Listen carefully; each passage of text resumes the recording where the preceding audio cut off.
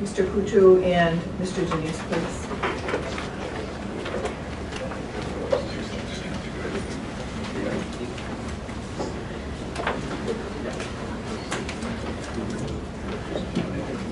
Madam Chairman, while we wait, it seems to me that we might put on a list of suggestions of legislation next year to clarify that issue.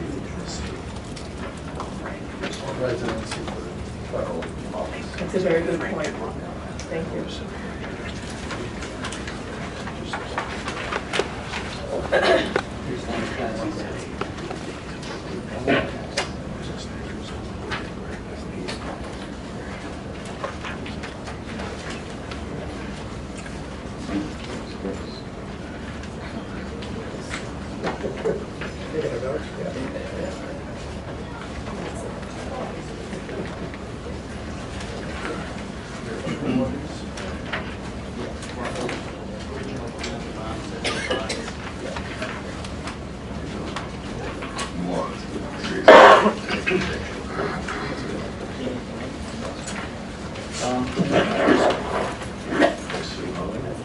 There's a revised order. Just wanted to say.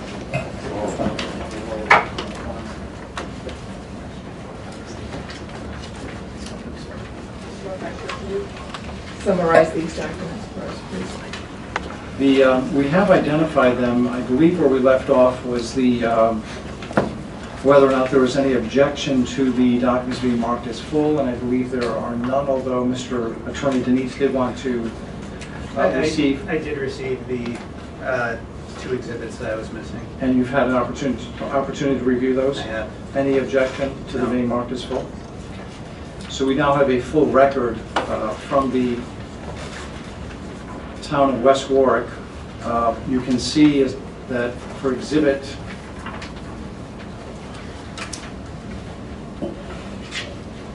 which is the order entered by the Board of Canvassers on July 20 as part of your packet. That may be the place to begin. It notes that there was a complaint filed on July 17. It summarizes the proceeding, noting that the board heard from both the complainant and the candidate.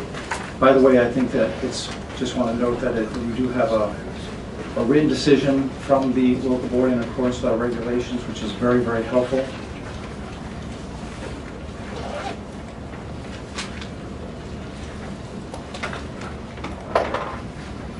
The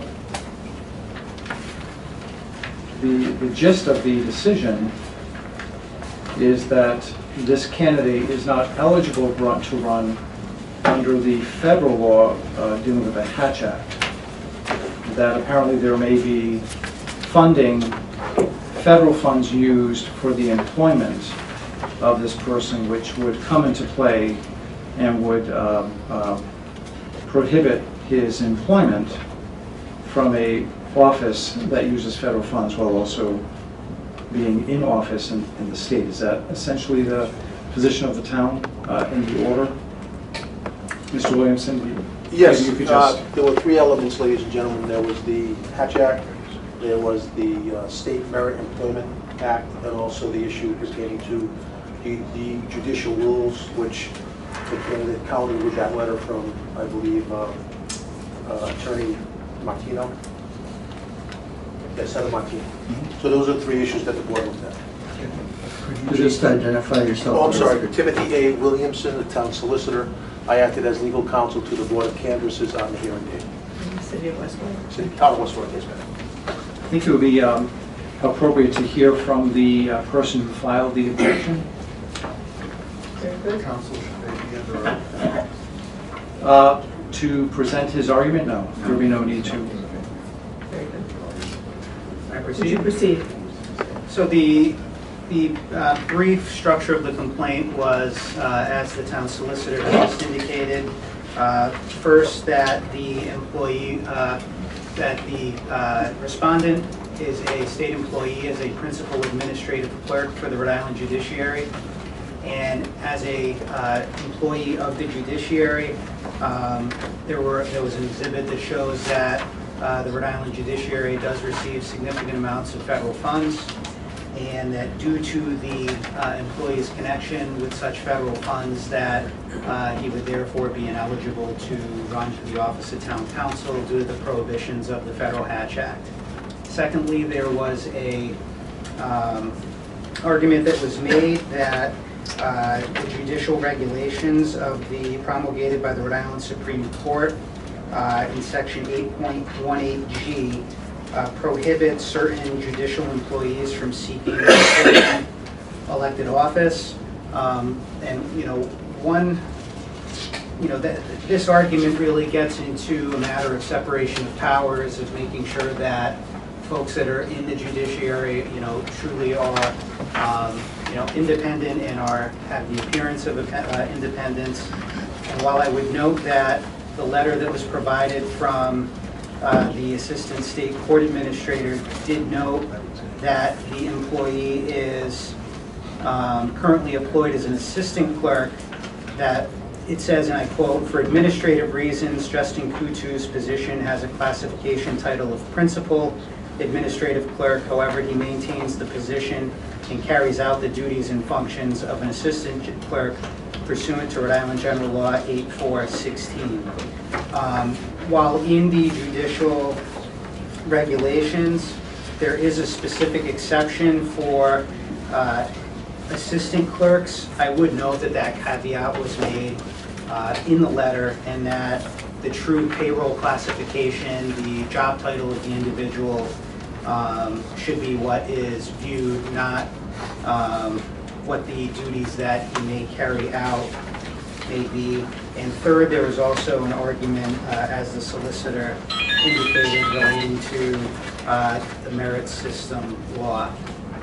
Below, the West Warwick Board of Canvassers rejected my argument with respect to the individual being a judicial employee and being prohibited to run for office under that rationale.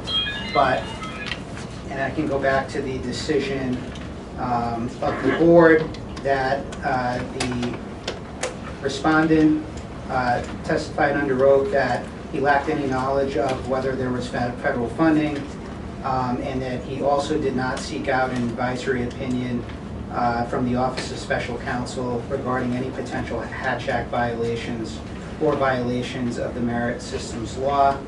So the Board of Canvassers below agreed with the complaint in that respect and voted 2-1 that the individual was not eligible to run for town council due to the Hatch Act. Before we go any further, could I ask a question of the council? Isn't this entirely over the Board of Canvassers' pay grade? I mean, do they have the authority under Title 17 to deny a declaration of candidacy based upon their interpretation of the Hatch Act? Or if the person facially meets the requirements for declaring their candidacy, if they're a resident of the town, if it violates the Hatch Act, then he's got Hatch Act issues, or he's got employment issues. But he doesn't have, it seems to me none of these arguments, none of them go to the question of whether he can run for office. I think eligibility is certainly within the jurisdiction of the local board, but the Hatch Act is not eligibility, it's violation of the Hatch Act. correct. And it's not a question of whether he's eligible to run for office, it's a question of whether he's violating federal law or state law by running for office, and that's certainly not the Board of Canvassers' responsibility. I can't imagine why they would do that. I don't know, that's my first response. I think Mr. Williamson may want to be heard on that, but I would agree that eligibility obviously is something that the local board would do. The application of a federal law and its impact on an employee typically is something that is addressed, for example, by the employer. If the person is doing something in violation of an applicable law, I've found nothing in the record that shows that he has violated anything, which is also significant. Right. But I guess I'm asking the threshold question: under what authority did the Board of Canvassers act to make a determination that he was ineligible to run? Because in their interpretation, his his declaration of candidacy violated the Hatch Act. I've never heard of anything like that. I've never seen or heard of or imagined anything. Yeah. May I respond? I may be a little skeptical, Counsel, but go Oh, that's ahead. fine, because 17, 14, 13 clearly indicates when nomination papers have been duly filed, which they were, and are in apparent conformity, which they were voted on at the meeting, with 17, 14, 11, they shall be conclusively presumed to be valid unless written objections to them are made as to the eligibility of the candidate. Then the next clause is, or the sufficiency of the nomination papers. Then the next clause is, or the signatures on them. At the hearing, without objection, the board voted that the nomination papers were sufficient. The board voted that the signatures on them were sufficient. The next issue was, because it's a different clause, is eligibility. Eligibility has connotations of the Constitution, federal law, state law, and local law. So without any further definition of eligibility, what the board can and cannot do, the board was just following the Rhode Island general laws. And if I may, because this was a matter that got quite a bit of discussion at the local board level, but the reason to file the complaint at this point in time is Rhode Island General Law 171413 provides for a very small window of time to file an objection as to the eligibility of a candidate. As a result, there are really two options here. One is to file with the local board of canvassers. Secondarily, and this is one thing that I'm still reserving rights on, is filing a complaint with the Office of Special Counsel, which would then go through and potentially refer that to an administrative law judge. The problem with that is then you get into a situation where the individual being deemed ineligible, that individual either needs to vacate the seat or to choose a new form of employment. So, Which I think is pretty standard customarily how this is handled in every other case I've ever seen.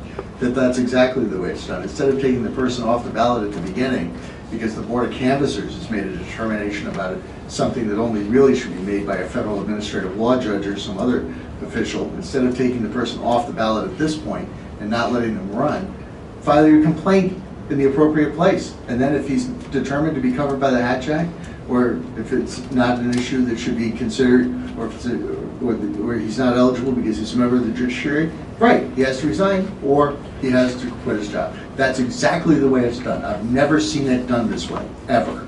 And I've seen a lot of cases, and I've never seen it done this way, where a Board of Canvassers exerting this level of authority to make decisions with respect to the applicability of federal employment law.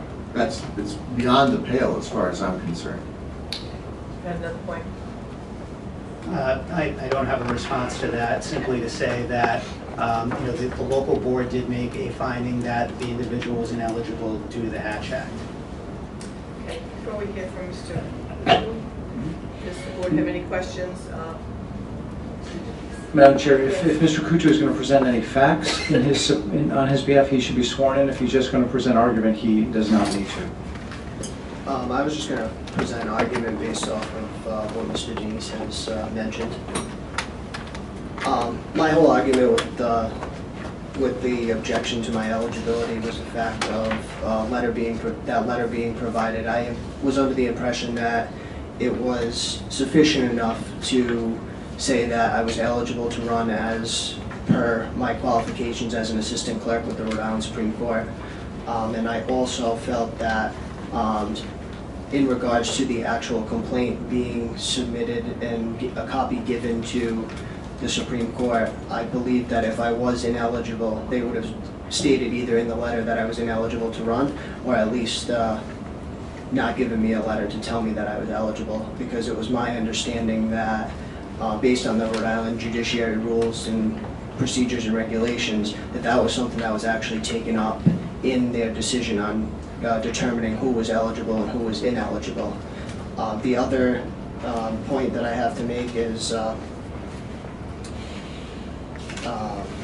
I just kind of lost my place. Oh, it does state in there in the last paragraph about if there is any questions or concerns of being unsure if you do fall under the Hatch Act or not.